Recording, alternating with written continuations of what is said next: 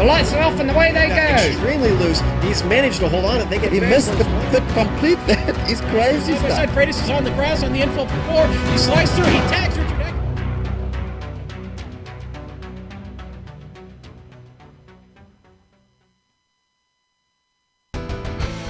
They hail from around the globe, and though separated by oceans, they gather in the virtual world for reasons as varied as their locales. Whether it's a defending champion looking to retain his title, a new and eager hopeful driving for recognition, or a legend prepared to recapture past glory, in the end, the one goal they all share is to win. But when naming a victor, only one driver's name can be etched into the record books. You're watching the Tidal Influence MX-5 World Tour!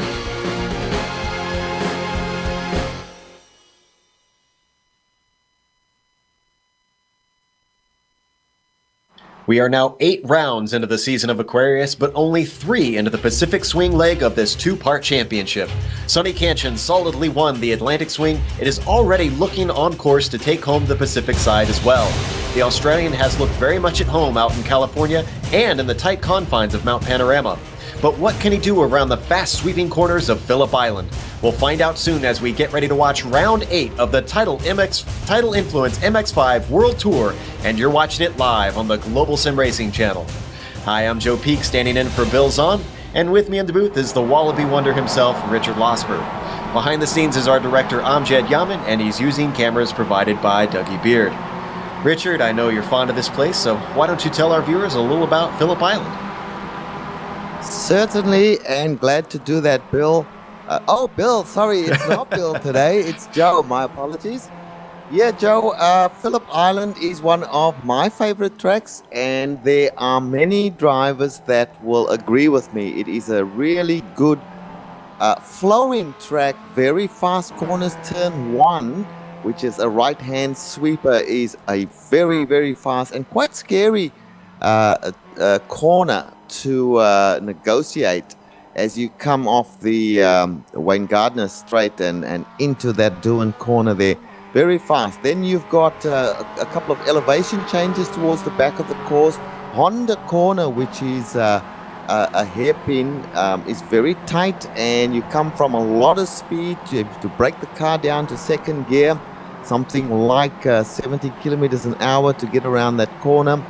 And then you've got some bank corners which are really fun to go into, and then of course you go to the top of Loki Heights and the track just drops away from you completely, and you come down this section and into a hairpin once again.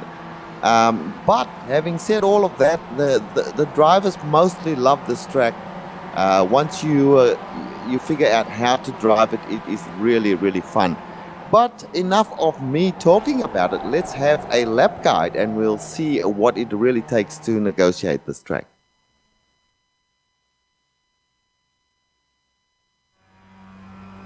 Alright, we've got Richard Losper in the GSRC MX-5, so let's do a lap around Phillip Island. As we cross the start-finish line, you'll be approaching Doohan, the first corner, at quite a clip. But unlike most first corners, this is an awkward place to pass. It's an extremely fast turn, and even though the draft can bring you side by side with someone, you'll both be losing a ton of time if you try to stay too wide. Then you've got the difficult curved braking for the southern loop. Toss in a crest and a decreasing radius, and you've got one of the most frustrating corners in racing. Impatient drivers are likely to push wide on the exit here. Stoner is up next, and it's a flat-out blast in this little MX-5. But make sure to hug the left side and not track out, because immediately following is your best passing opportunity, Honda corner. Drivers will need to keep their heads up on lap 1 because things stack up here very quickly. Some dive bombs and some hurt feelings are not uncommon around this hairpin. Then it's time to swing the car to the right and set up for Siberia. It's an uphill bend that includes some camber, so you can definitely carry your momentum around this one if you get the line just right. And it's definitely going to be important to do that because you won't be lifting for quite a while, and it's uphill along the entire back section of the track. The course is going to snake left and then right through 7 and 8. This is Lukey Heights. It has you climbing, turning, and slowing the car around this fast, blind curve. Then, just as you reach the top, you've got to keep the car left, and the track takes a serious drop right as you're braking. This is the turn 10 hairpin, which is extremely easy to overshoot. As soon as you're done though, the exit leads straight into 11. hug the curb, and then track out during the short stretch before 12. Hopefully you got yourself a good launch coming out of 10 because you're not lifting all the way until Doohan again. As the car comes over the rise on the final corner, minimize your steering input to maximize your speed and let her drift back across the track before you cross the start-finish line. From there, you finished a lap around Phillip Island.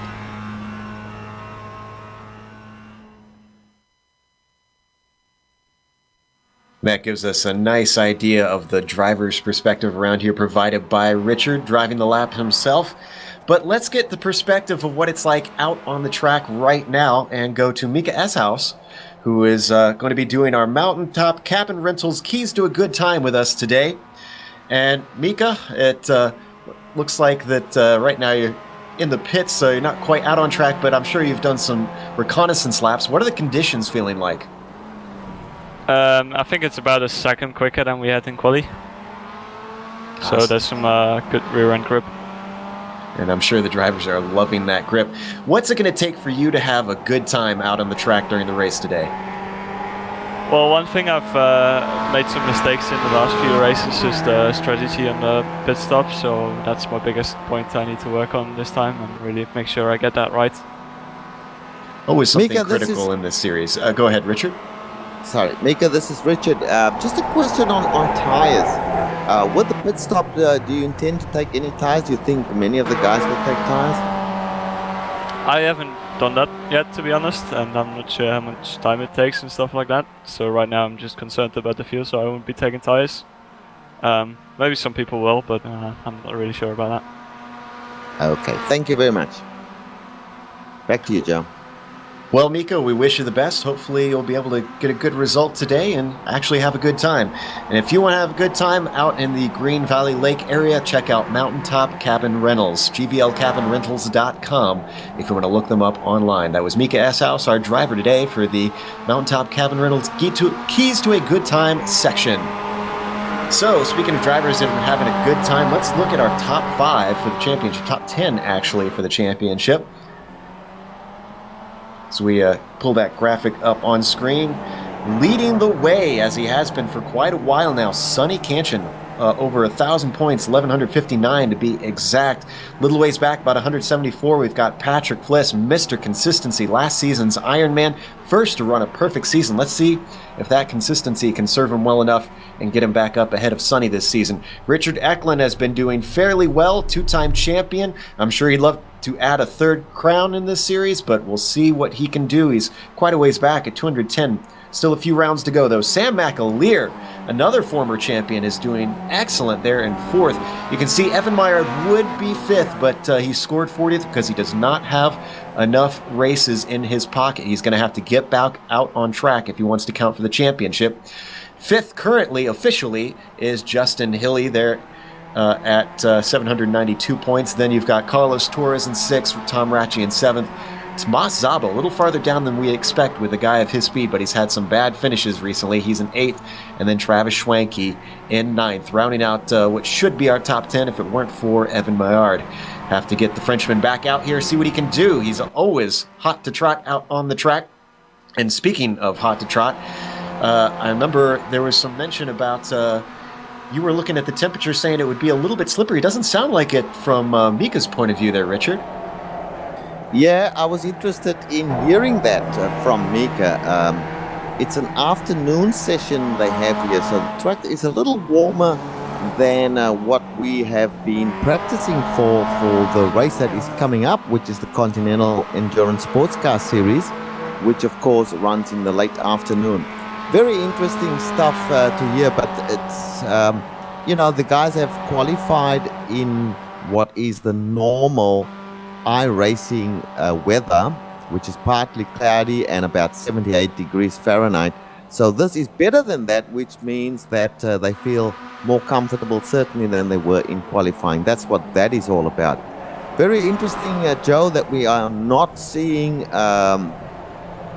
Sonny Canchin here today with a lead of 174 points. I guess he feels he can afford to miss one, so he's not here. Sam McAleer hasn't been around for a while, so he'll be dropping further and further back. Richard Eklund is also just part-time. So really, we're looking at Justin Healy, Patrick Fliss, Sonny Kanchan, maybe Travis Schwenke, and Tomas Zabo will start to feature as the season goes on. Yeah, we've seen Sonny show up late before, so I'm not sure if maybe he'll make a surprise appearance. And yeah, I agree. It would be disappointing if he isn't here for one of his home tracks. I've got information that he did not qualify, so if he does jump in, he's going to have to start from the back, and that's going to be an interesting challenge. At least the draft here will come along to help him, because the draft really seems to come into play, especially on that Gardner Straight. Oh, absolutely. Absolutely. And, just talking about some of the stories of this race, we had a short discussion earlier about passing zones, and we spoke about doing corner. Of course, that is coming down the Gardner Straight and then heading into that right-hander. Very scary in this car. You have to have courage.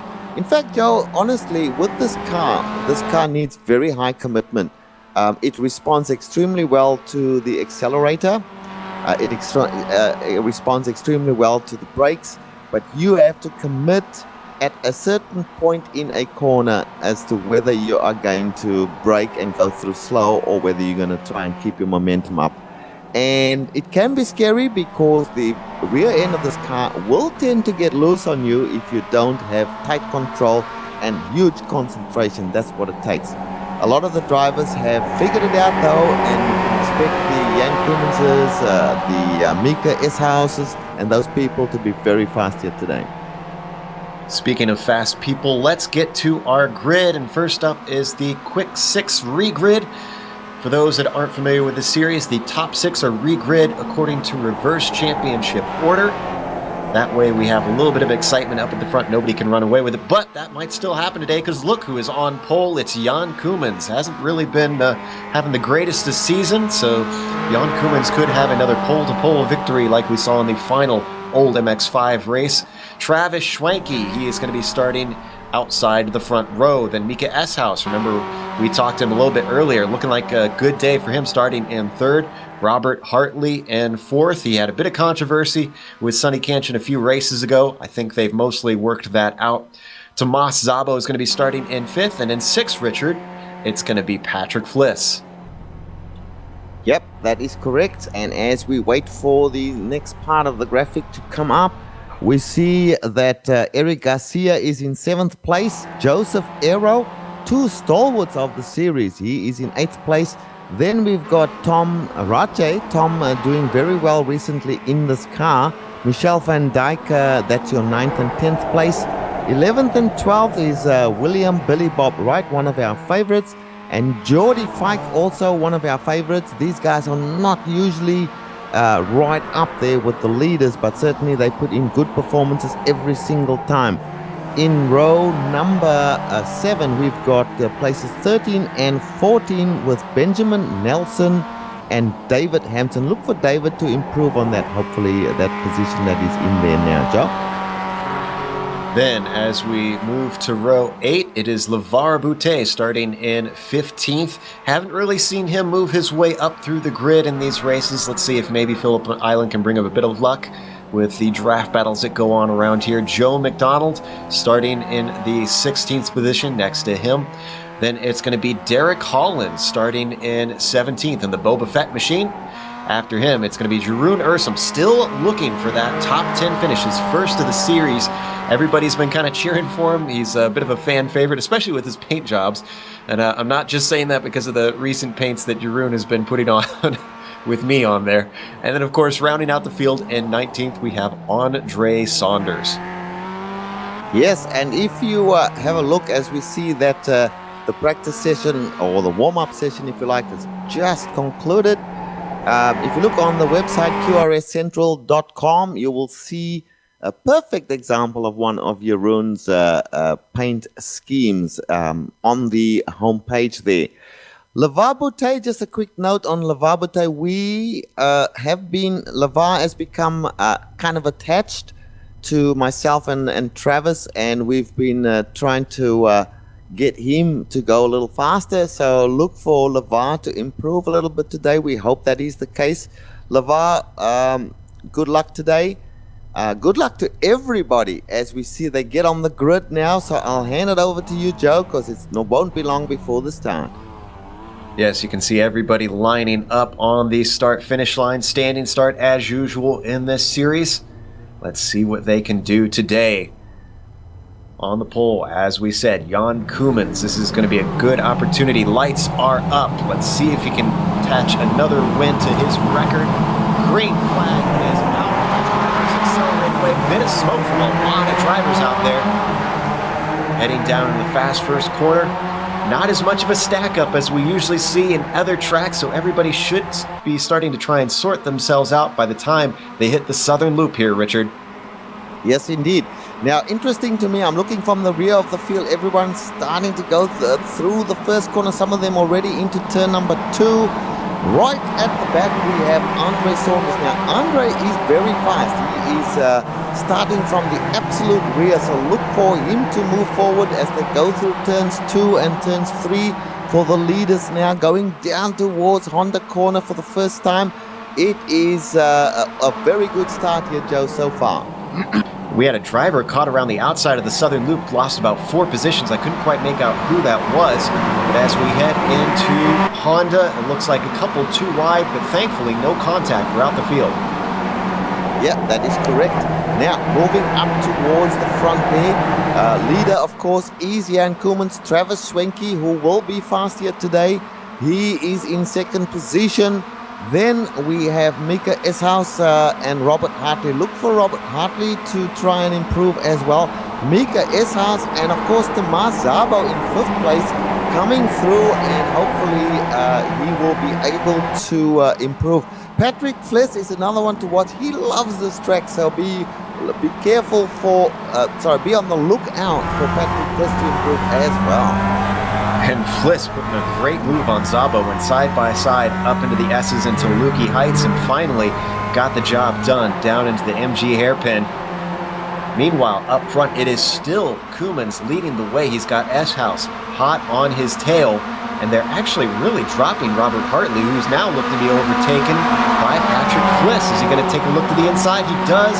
It's going to switch back, though, when they get to the southern loop.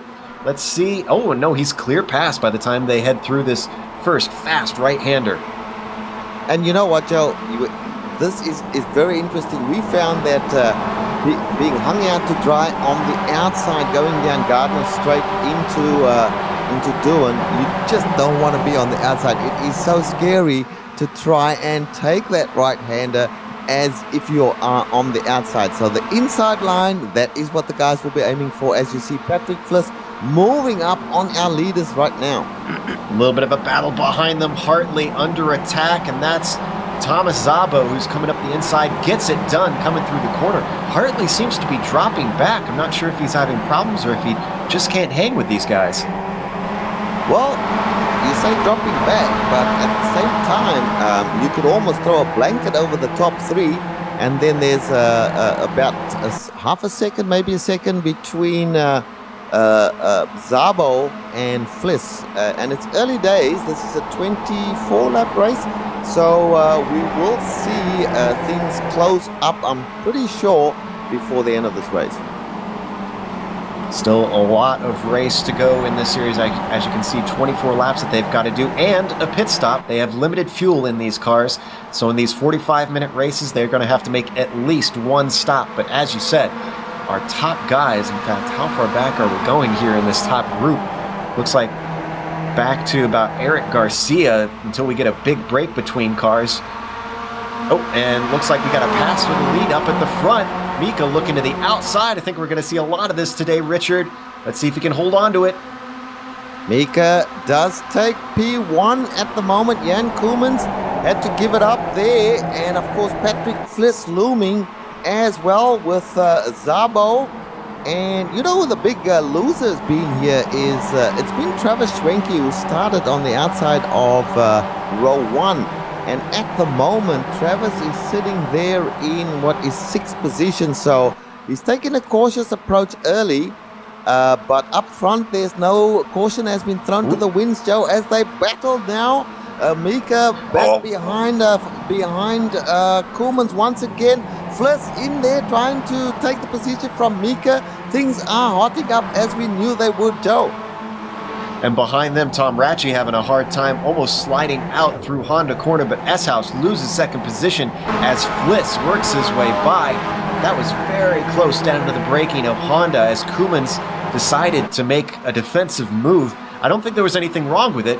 I just think that he came a little late, not too late though. He had plenty of time, and unfortunately S-House was very close to that rear bumper, almost pushed him off. Yeah, there's very little quarter given amongst these guys, but look at Patrick Fliss. Patrick Fliss now up to second position. Mika a little bit miffed by what happened there by the looks of things. He is pushing hard as they go around the very, very fast turn number. Oh, I forget what the number of the turn. That's the last turn anyway. And here comes Patrick Fliss.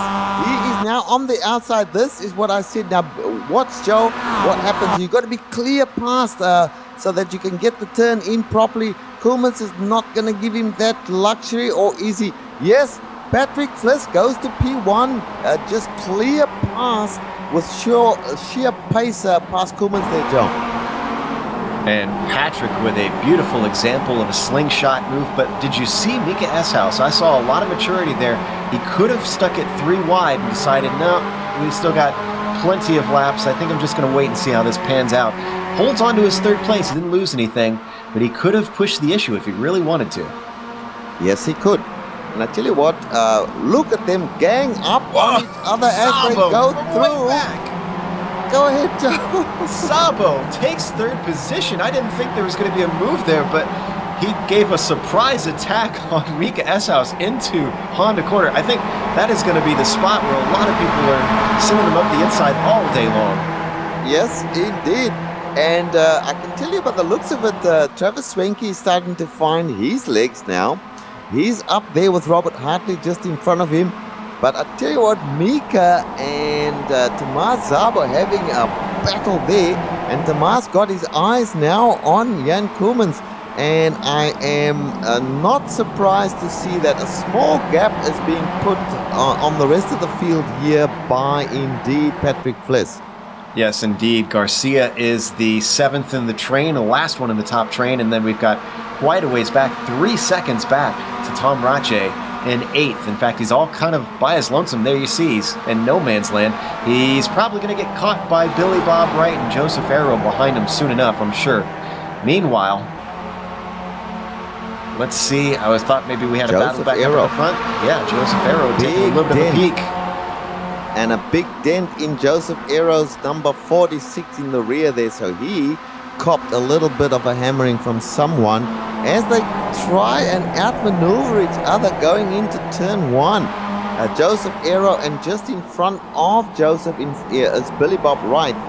Now they go through the very fast section there, turns 2 and then down towards turn 3 very fast as well. Just in front of those guys we've got Tom Ratchey. So a good little battle going on here in the mid-pack, Joe. Oh, I'm sorry, we need to go to Thomas Szabo. Just made contact with Jan Koumans. The ever slight side by side, all side by side. Way. As they come up into Siberia, Koumans is able to take it back, held onto it. That was gutsy. And now it looks like Szabo is under attack from Mika S-House, taking a look, but just doesn't get the run coming out of Siberia. Tomas Szabo is not afraid to go very late on the brakes down into Honda. Yep, there seems to be a little bit of you and me, let me see sort of thing going on. And Mika S-House, he is having a look at this stuff that's going on in front of him and thinking, I don't want to get caught up in any shenanigans here. Go ahead, Joe. Yeah, I think we're going to go and look at the replay real quick before anything breaks out on the front stretch. There you can see just the end of it. And once again, it was just like Mika S-House was not expecting it and went for the apex, and he just kind of nudged him out of the way. It was very slight, actually, although it was probably helped a bit by Koumans. I think at the last second, he gave him a little bit more room when he saw him coming. Yeah, and they still very much nose to tail. And all this is doing, Joe, is giving Patrick Fliss the opportunity to extend his lead. Here comes S-House from position number 4, having a little bit of a look there at Tomas Szabo. Decides to just stay in line, and looks like Tomas Szabo not trying any moves on Jan Koolman. So a little bit of settling down has taken place here. So let's go back a little bit and see how Hartley and Schwenke are doing at this point. Well, they are line astern, although Schwenke was losing a little bit of a gap, and same thing with Eric Garcia. He was falling back for a little bit, but I think he's gained his ground heading down into Honda. And actually, that was a question I wanted to ask you, Richard. If you were in these guys' positions up in this front pack, would you want to try and elbow your way up to the front like these guys up at the top are doing? Or would you be waiting patiently, more like Schwenke or Garcia? Patience is for the weak, Joe. You elbow your way up to the top as fast as you can get there. Well, it seems to be serving our fastest drivers very well. They did not want to sit back behind, and in case something happens and they lose touch, ooh, a bit Joe, off the apex for Koolmans. They catching up to Fliss right now. Szabo, and indeed, Fliss going a little wide there. Here comes Koolmans. Szabo just behind him, and S-House. Joe, let me just elaborate quickly. Patience, yeah, what I said earlier is for the weak, but you have to exercise a little bit of patience into a corner where you might not attack as hard as you think you should. Sometimes if you think the risk is too high. It's all about risk versus reward. As you see now, they're catching up to Fliss. Fliss struggling to stay ahead. The gang is coming, and Fliss will be under attack very soon by Koolmans. Look at Koolmans. Koolmans goes wide there. A little bit of a touch again there by Szabo. Here comes S-House as well. They go down towards turn number 3 and then down towards the very fast and very hard braking Honda corner. Let's see what happens here. Will Szabo attack? Szabo goes to the inside, but look at the cover that Koolmans puts in. Very late brake on the brakes there, Koolmans. Joe, this is let me tell you, this is a big battle going on here for second place. Koolmans using every bit of the track and then some on the exit. And, I was watching Koolmans in the Southern Loop as we come back to McDonald here. And he's gone into the pits for some reason.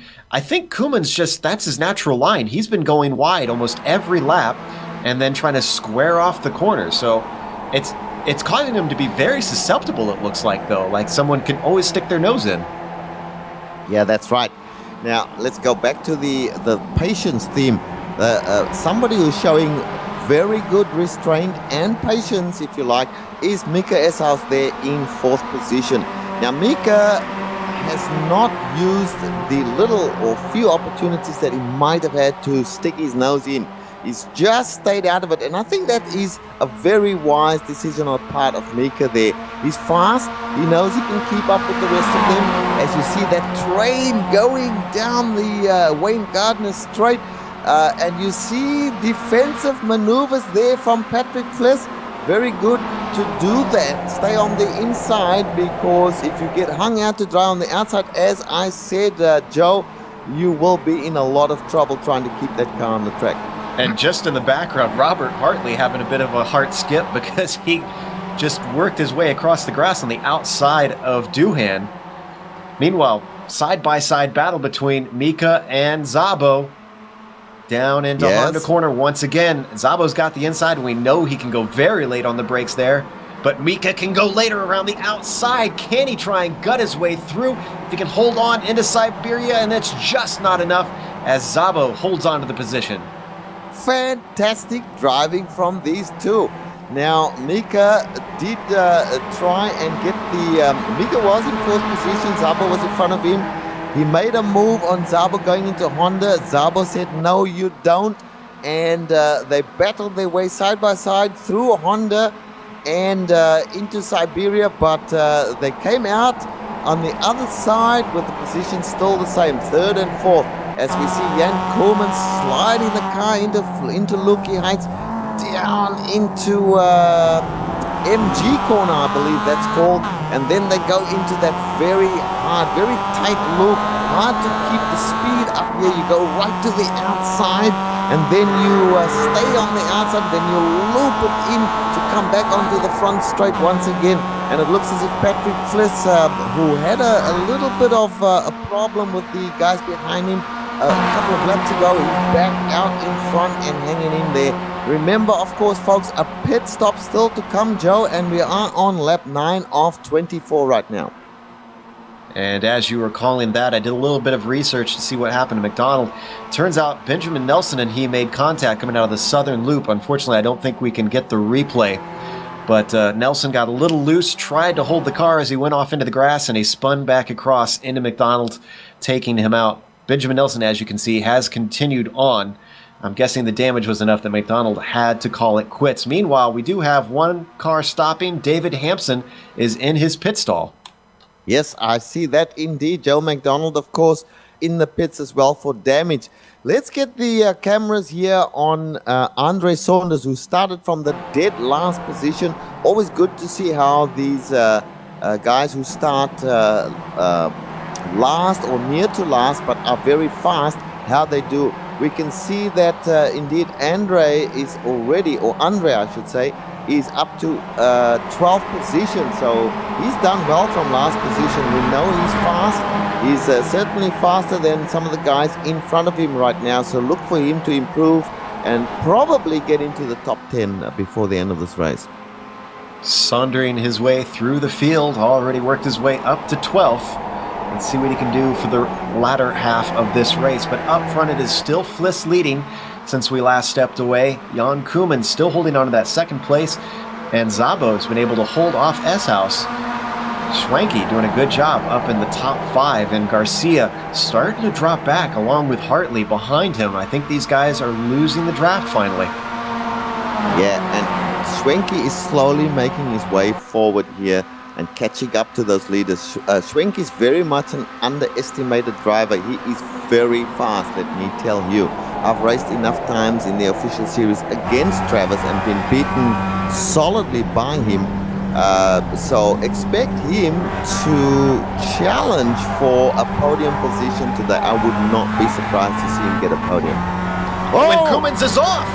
Koemans holds on to a lurid slide coming out of the southern loop, but this has made him vulnerable. Szabo around the outside. Mika S-House actually pulls up behind him and gives him a shove, trying to give him a bump draft almost, down into Honda corner. Here comes Jan Koemans way around the outside, but he outbrakes himself, keeps it from out of the grass, tries to cut back across, but there's 2 cars there, 2 positions gone. Here comes Schwenke up around the outside, lets him back into line by the time they hit Siberia. Yes, he was just way too hot into Honda there on the outside. He did a good job, fantastic job to keep the car on, or bring the car back onto the track. I thought he was gone, because once you get out into the dirt there on the outside of turn 2, you're in big trouble. Here comes Schwenke now having a look, a very quick look as they go up to Lukey Heights, and they'll drop down that, it's quite steep down there, Joe, into MG corner. And of course, Jan Koeman's under attack now by Schwenke. He's down to 4th position. Looks like his tires may be given up on him. I'll talk a little bit about tires as we go forward. Yes, he goes into the pits, and it'll be interesting to see what he's going to do in the pits. I'll have the camera on him, Joe.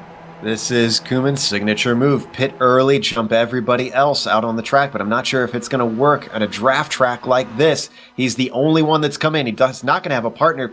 Meanwhile, critically, Patrick Fliss was up to a 1.5 seconds ahead of everybody else. That's come down to about 1 second, so I don't know if he has cut the draft off here or if he's able to streak away from these guys now. Well, we shall certainly see. Tomas Szabo's now in 2nd place. I see that Tom Rache is coming to the pit, so he and Koemans are both doing what will be a regulation pit stop. I see Rache taking tires. Koeman's back out already. I didn't see whether he took tires or not. I'll have to go back and have a look at that. Hey, I couldn't see from the angle that I've got on my screen, unfortunately.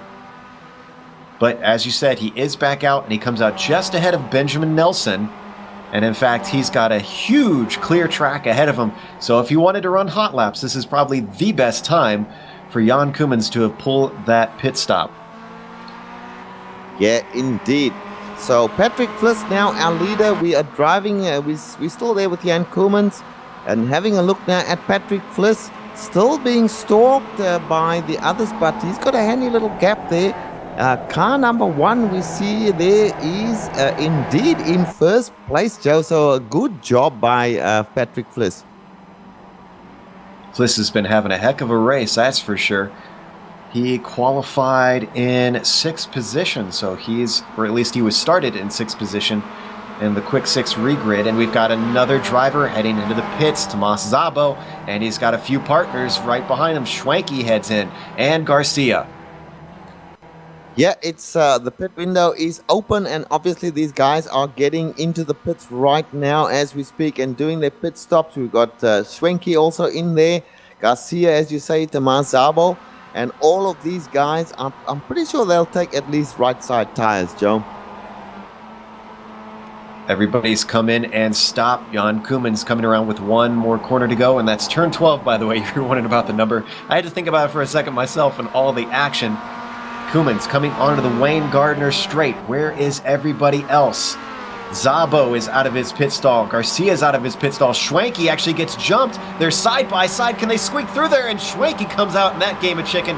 But where is our former leader? Here comes, with momentum, Jan Koemans all the way past Schwenke, past, now, in fact, he comes in behind Tomas Szabo. They're back at it again. And doesn't quite have enough to sneak by as Szabo covers him off, coming up to the southern loop. That was a very clever move. I've seen a lot of drivers do that, really just tracking out and taking a shallow entry to keep anybody from sneaking one up the inside there. That is correct. And Fliss, of course, has not done his pit stop yet, neither has Mika Esau. So these guys, Hartley as well, a couple of others. So we will have to wait until they do their pit stops to actually see where they shake out. But the battle between Tomas Szabo and Jan Koemans has been great to watch. These guys are fierce competitors, both of them. They've really been going at each other, and it's been very entertaining to watch them duel.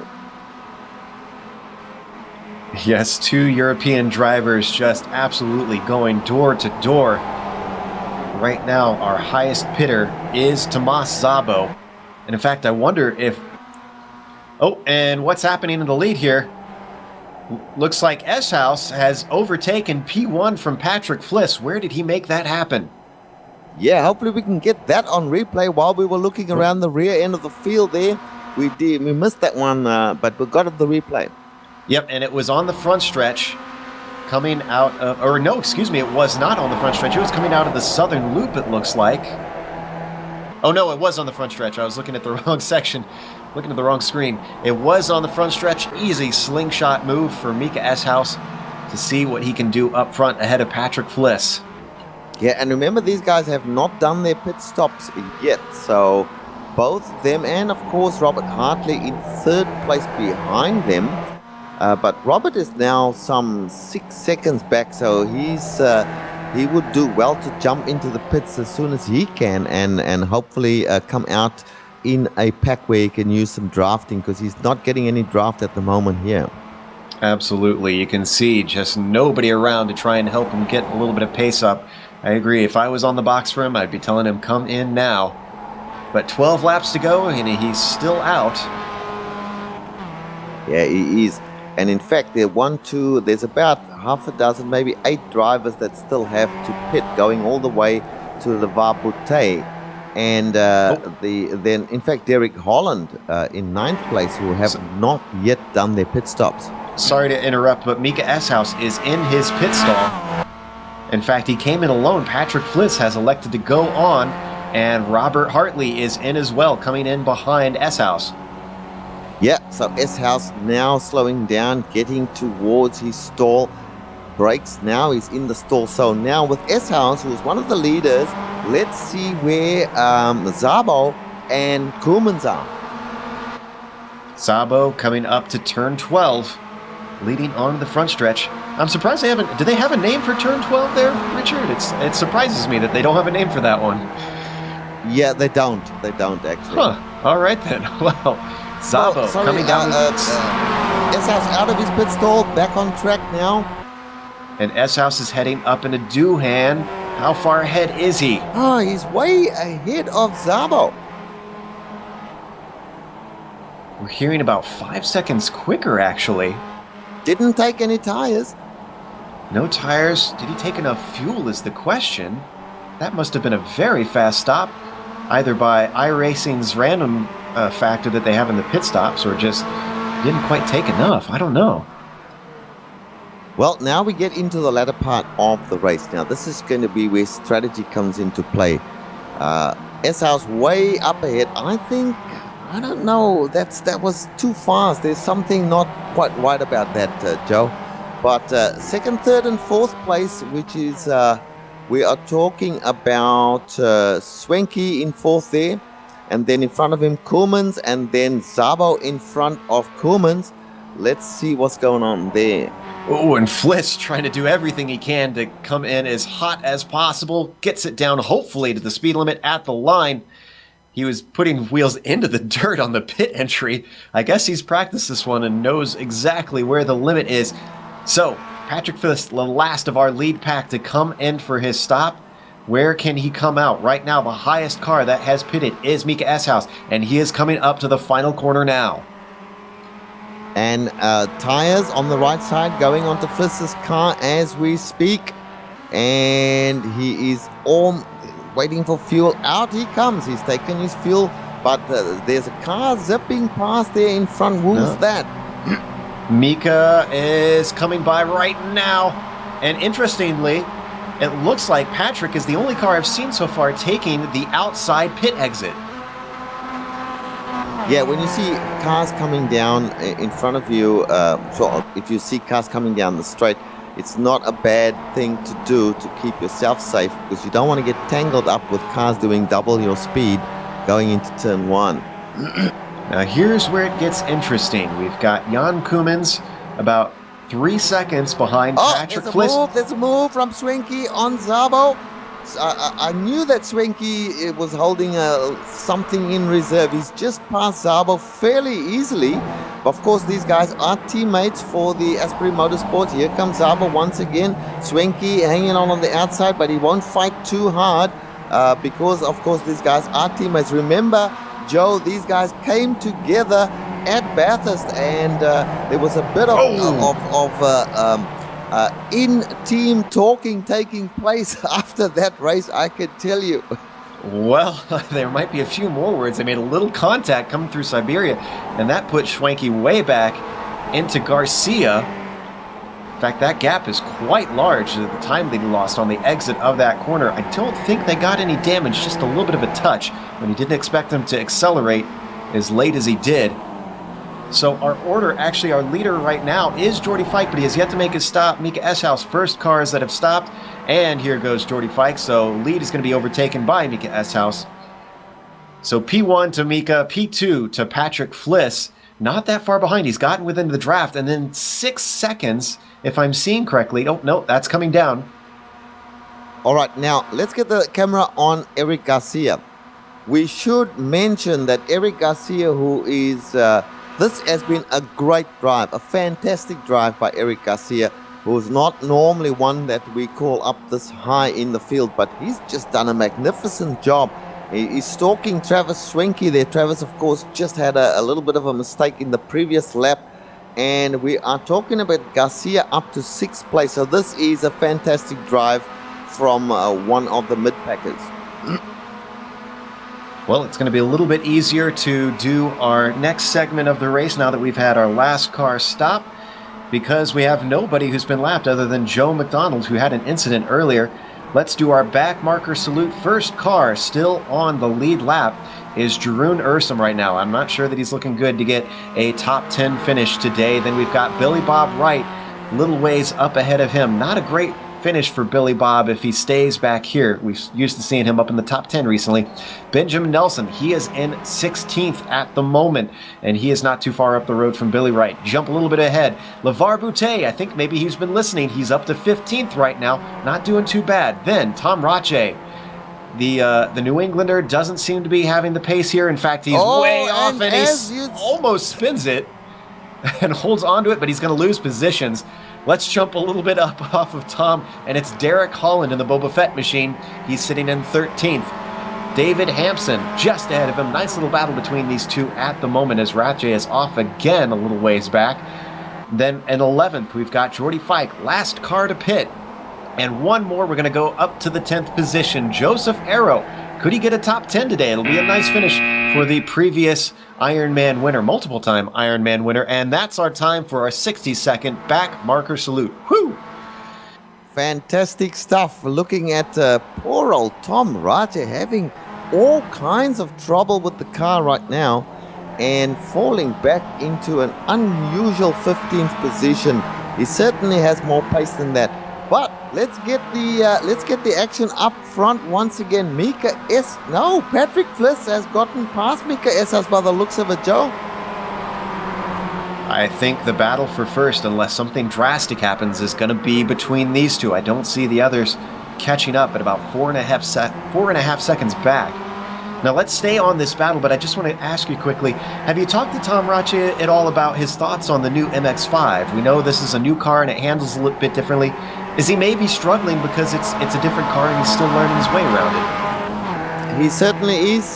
Tom Ratje is a member of our team, the Asbury Motorsports team, of course. He will be racing with Travis Schwenke in the next race. I think he got caught out a little bit by the fact that the temperature is so different here from what he's been practicing in all week for the CES race.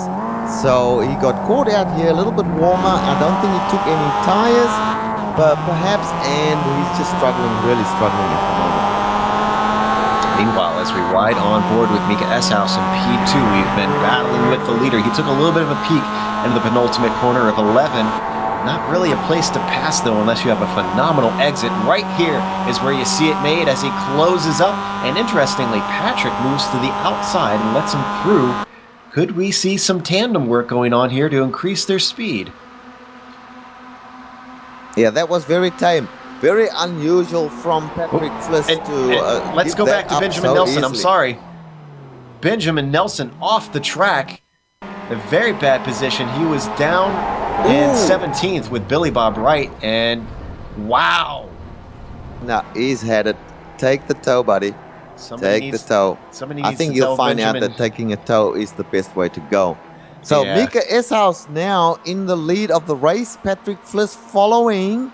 I think Patrick Fliss is waiting for a move later on. We're on lap 17, Joe. We have a race that is 24 laps, so there's about 7 laps to go. As our viewers can see on the nice little handy GSRC graphic in the upper left corner, keeping us all abreast of where we stand in this race. And a little bit wide around that Honda corner for Mika Eshouse, but it didn't hurt him. As you said, it looks like these guys aren't really concerned with battling. I wonder if they're saving it till maybe the last 2-3 laps before they start to duke it out. Yep, I think so. And so we really have 2 battles here. Look at Jan Koolmans. He's having a look there at Tomas Szabo every so now and again, reminding Tomas that he is right there. And he's in 4th place at the moment. Tomas Szabo on the podium at the moment in 3rd place. That is by no means guaranteed with Jan Koolmans looming. So we got these 2 battles up front, Mika Eshouse and Patrick Fliss, and then of course the podium, the last podium spot being contested by Jan Koolmans and Tomas Szabo. And we've got a little bit of a battle behind them, but not very close at the moment between Schwenke and Garcia. There you can see on screen. You know, Richard, I almost feel like this is the perfect track that we could have asked for Koolmans to start on pole, because he couldn't quite just peel away from everybody like he could at some place like, let's say, Brands Hatch, where the draft doesn't come into play as much. He had to fight for this one, and I think it's cost him a little bit harder time to try and win races from the pole here. And just going back here, we just saw Andre Saunders streaking past Robert Hartley there, and I believe that was that for position? Yes, it was.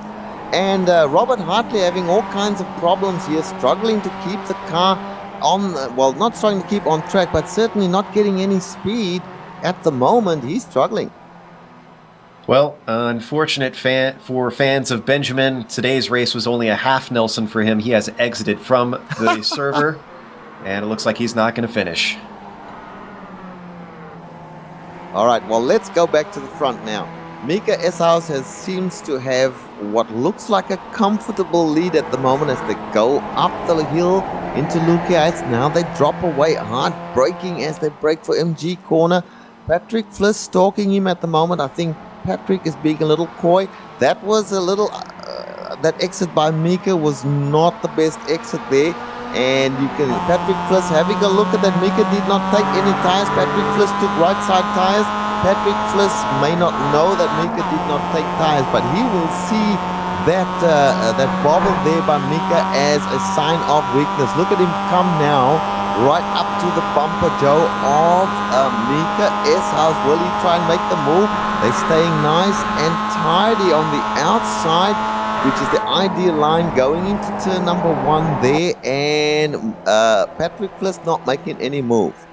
Well, just about a half a lap ago, I wonder if we're seeing another driver struggling with this new car. Billy Bob Wright took a bit of a spin coming out of Dooham. That had to be scary. He came very close to a marshal's post, which kind of don't really have walls in front of him so much as just groups of tires. We're going to look at the replay here, Richard.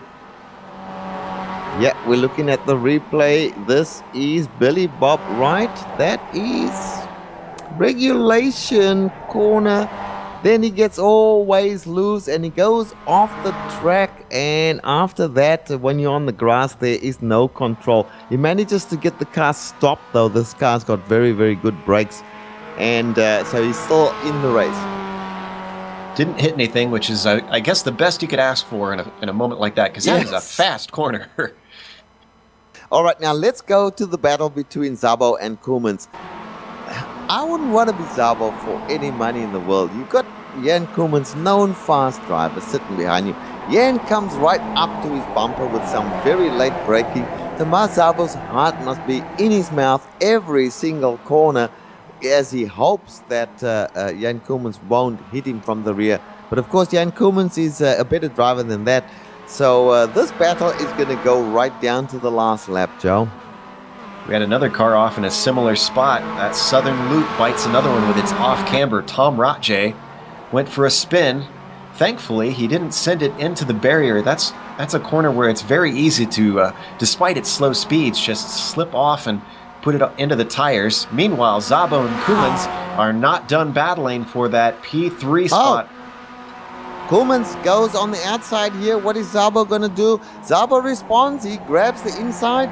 And Koemans has to give it up. That's what you just have to do, Joe. If you try and contest from the outside there, you will land up in the weeds, make no mistake. These guys have not been able to make any inroads into our first and second place position of Eshaus and Fliss. 6 seconds back now. They've lost 2 seconds in the last 3 laps. Yeah, that's correct. I don't think they will catch up to the two up in front there. They've got their own battle. And all this battling between these two, and we're talking about Jan Koemans, of course, and Tomas Szabo, that is not helping their cause in trying to catch up. They would, if they really wanted to catch up, and I think it's too late now with lap 21, they've only 3 laps to go. So it's just who can get that last podium position. But if they had wanted to catch up earlier, Joe, they would have had to work together to try and make up the difference between the top two. Let's go back to Eric Garcia. He had it off coming out of Siberia, and that's allowed Schwenke to close up on him. He's going to take a look to the inside, coming up into Luki Heights. This is very tough to try and make a move into here. Is Garcia going to give it up? Yes, he does. Yeah, you have to. You have to. If you're most of the corners here, Joe, if you're caught on the outside, you give it up. Because if you try to fight, chances are that wide entry that you've got to make to give the other driver room is just going to hurt you anyway, and you stand a chance of getting off track completely. So Schwenke moves up 1 position from where is he? He will be now in 5th place and Garcia in 6th place. Very good drive from Garcia to stay in this position. Now Garcia comes again on the outside. This is not the ideal way to try and make a pass unless you can get clear pass. He's not. Yes, Schwenke gives it up. Swanky's not wanting to hurt his championship chances here by the looks of things, Joe. Well, it looks like for Schwanke, discretion was the better part of valor. He's still got 3 more laps to make it happen, and I'm sure he knows he's going to have opportunities to try and sneak by Garcia. There you can see Let's go Schwanke. now to the battle between Fliss and S-House. The battle between Jan Koolmans, of course, and Zabo still happening as well, but Fliss just staying in touch there with Mika S-House. One gets the feeling, Joe, that he's holding back and waiting for a last lap attack. I just get that feeling. And I was going to ask you, if you were in Fliss's shoes, do you wait for the last lap? Do you wait for 2 laps to go? Where would you make the move? You got to make the move on the run down. Just be on the last lap. You make your move on the run down Wayne Garden straight. And 22 laps, so a couple of laps to go, so you might not make the move now, but second last lap, as you go down the straight, that's where you have to make your move, and then you hang on through the rest of the lap, because you can actually do that. Well, we're going to see soon where he's going to make the move as we ride on board with Fliss. We come down the Wayne Gardner straight, we get the 2 to go signal this time by, and you can see S-House just kind of wavering in the middle of the track for most of that straight, not quite committing to a side. No move from Patrick Fliss down into Doohan, into the southern loop, still holding him off. Yeah, Mika S-House made a good move there, stayed on the inside, covered the attempt, or any attempt by Fliss to grab the inside. Fliss was not going to try the attack on the outside. Second last lap. So this is where you play for all the marbles. This is the other spot. Oh, and here goes This is Fliss. the other spot, down into Honda, Joe. Fliss gets the inside of the corner. S-House gives him room. Not done yet. He's got the run off of the corner. It switches back into Siberia, and with the camber, it's gonna go to S-House, still holding on to that lead, but he's got to get a good run off the corner. Whoa, and Fliss is all the way off the track, pouncing through the grass. Can he hold on to it? He gets it back on the black stuff, but he loses a lot of time. This could be the race.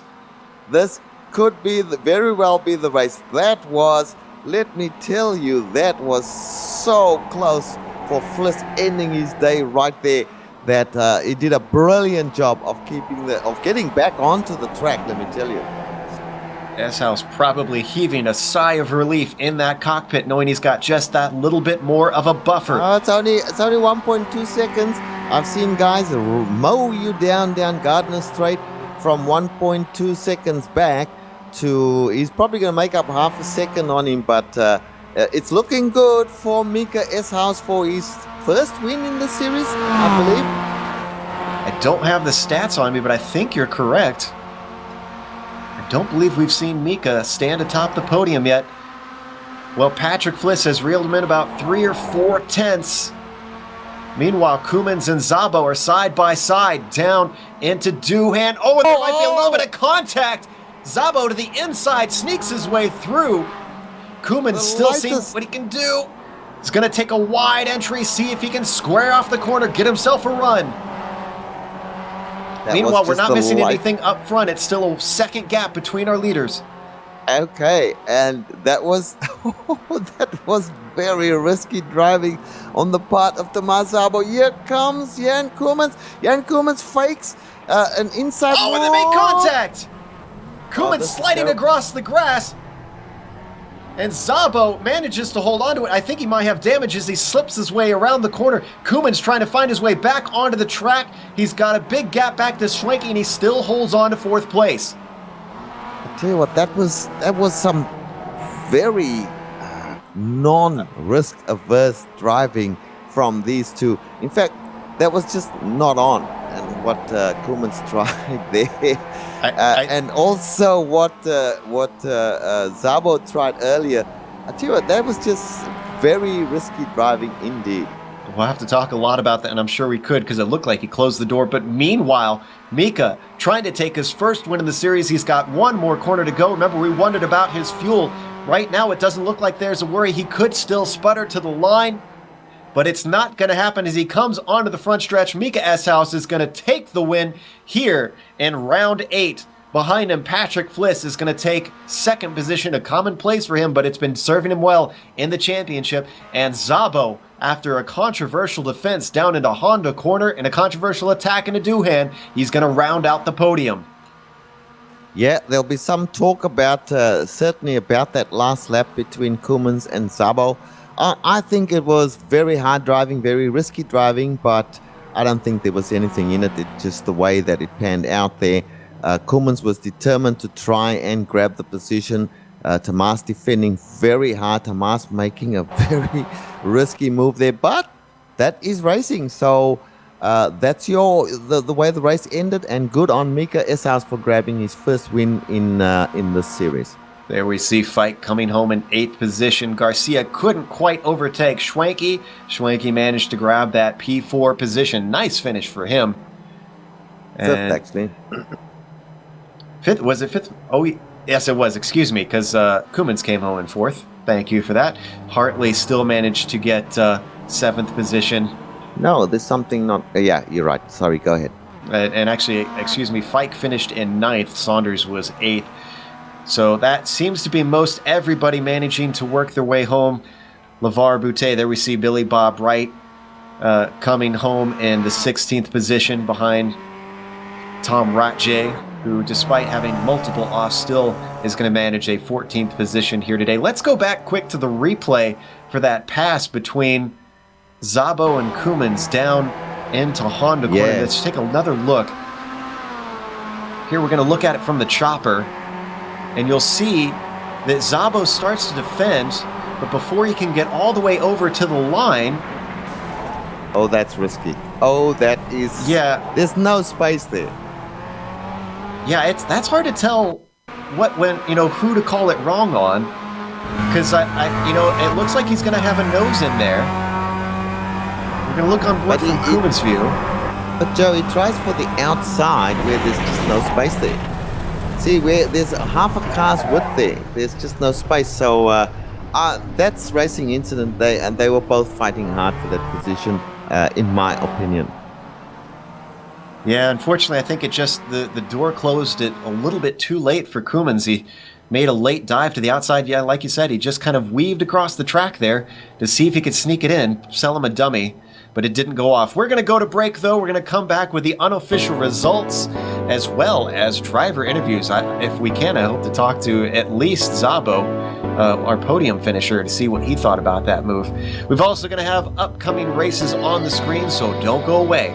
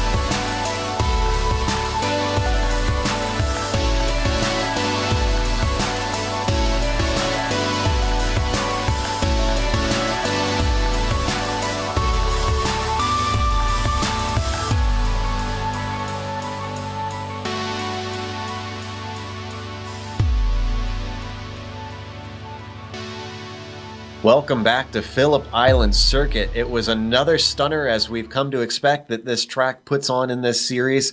Bills loves putting this on the schedule, and we can see why. Mika Eshouse, though, came away with his first win, managed to hold off Patrick Fliss after a late attack. Fliss made a mistake and had to settle for P2. Tomas Szabo with a hard-fought battle. We hope to be able to talk to him. We haven't seen him hop in yet, but Thomas, if you're listening, come on in. We'd love to see how you thought about getting that third position in that battle with Jan Koemans, who finished in fourth behind him. Travis Schwanke, he finished in the top 5. Nice battle between him and Eric Garcia. Garcia was 6th behind him. And then we've got Robert Hartley finishing in 7th. Lost track of the leaders early on and unfortunately could not reel them in. Andre Saunders, what a great fight for him. 19th on the grid, 8th on the track. Split the difference, I guess. Jordy Fike, good run for him to a top 10. He finished 9th. And then Joseph Farrow, our former Ironman, he finished in the top 10, Richard.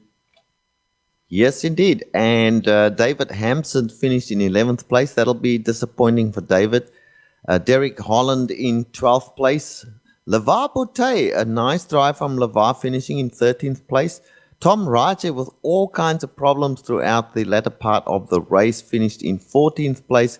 Billy Bob Wright had his problems as well, finished in 15th today. And 16th place, Jeroen Ursum, still fighting for that top 10. Michel van Dijk, disappointing race for him in 17th place.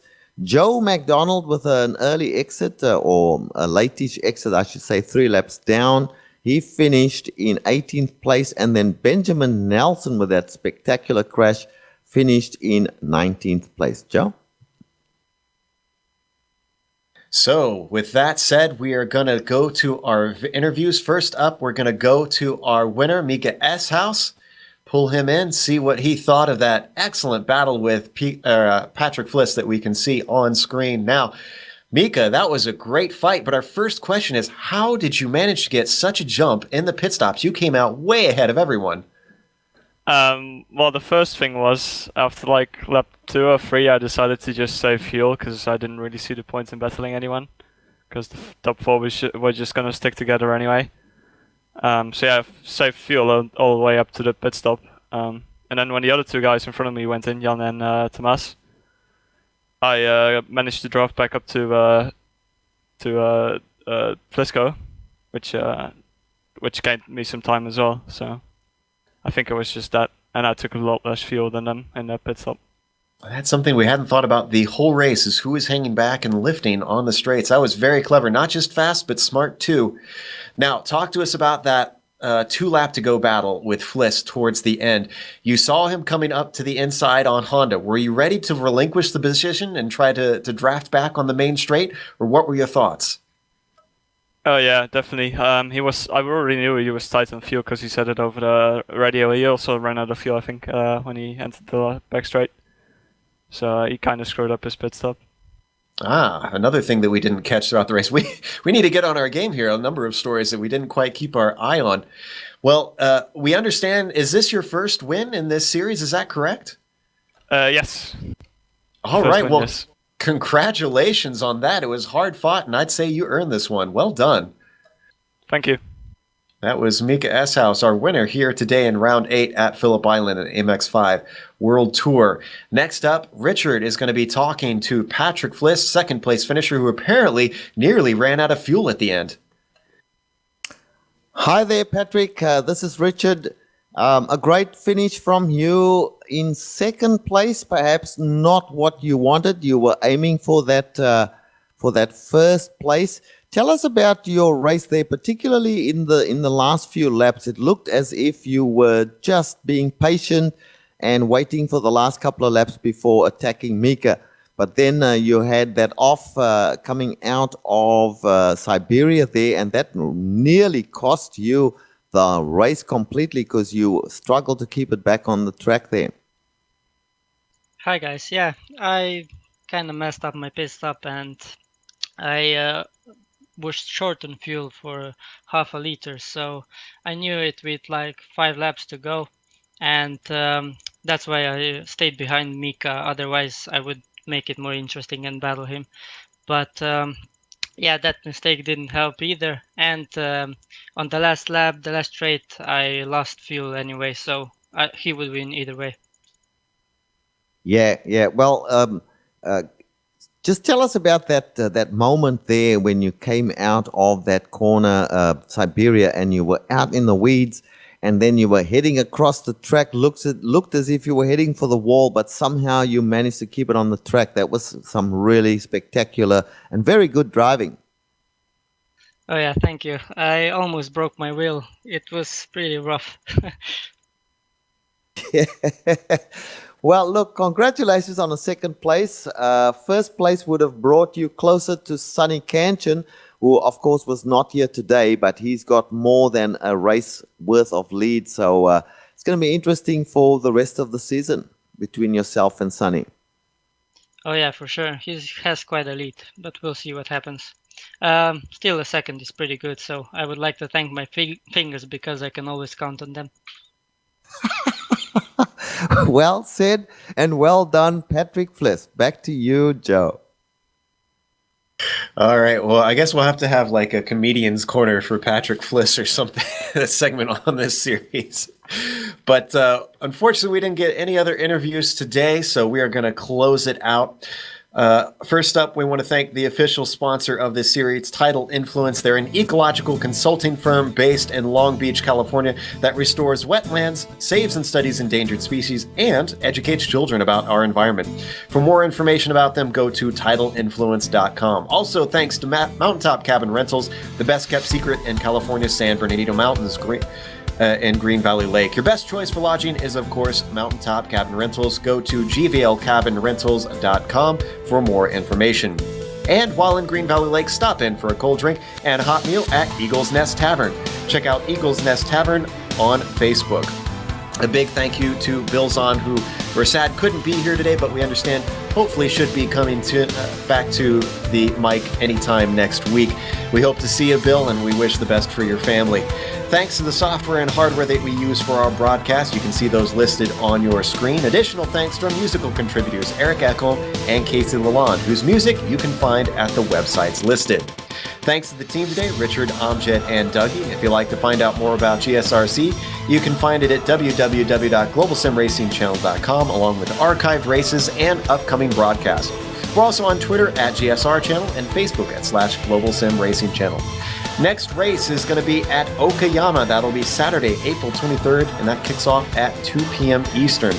Don't miss that one. Okayama is another track that tends to put on great racing for these cars. We also have upcoming races for other series on our screen, so check those out and mark them down on your calendar. But until next time, race clean, race hard, and we'll see you on the track.